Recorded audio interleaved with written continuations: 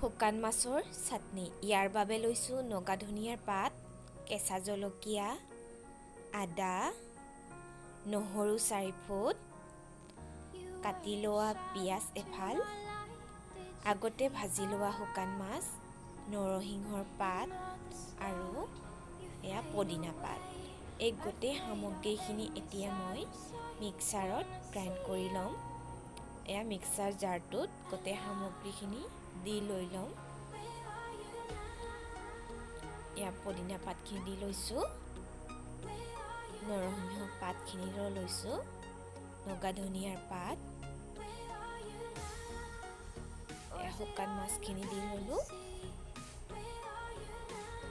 এনেকৈ গোটেই সামগ্ৰীখিনি দি লৈ ল'ম মই মিক্সাৰ জাৰটোত।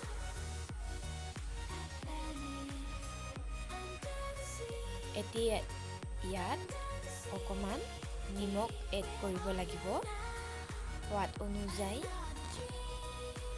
এয়া নিমখ অকণ লৈ লৈছোঁ সোৱাদ অনুযায়ী।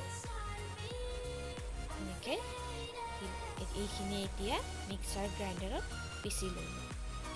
এয়া ৰেডি হৈ গ'ল। চাওক ৰেডি হৈ গৈছে চাটনিখিনি।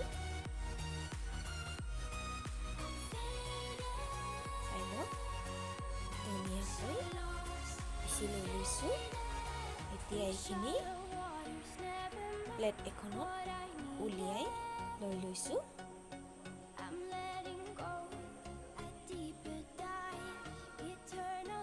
এনেকৈ গোটেইখিনি চাটনি উলিয়াই লৈ ল'ব।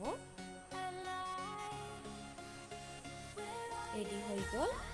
এতিয়া ইয়াত অলপমান কেঁচা মিঠাতেল দি লৈ ল'ম মই।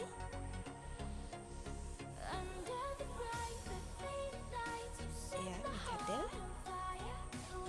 অলপমান দি লৈ ল'ম। খাই ভাল লাগিব। আপোনালোকে দিব পাৰে নিদিবও পাৰে, কোনো কথা নাই। এনেকৈ মিক্স কৰি লৈ লৈছোঁ। এয়া হৈ গ'ল চাটনি ৰেডি। গৰম ভাতৰ লগত খাব বা ৰুটিৰ লগতো খাব পাৰে। চাওক ধুনীয়া চাটনি ৰেডি।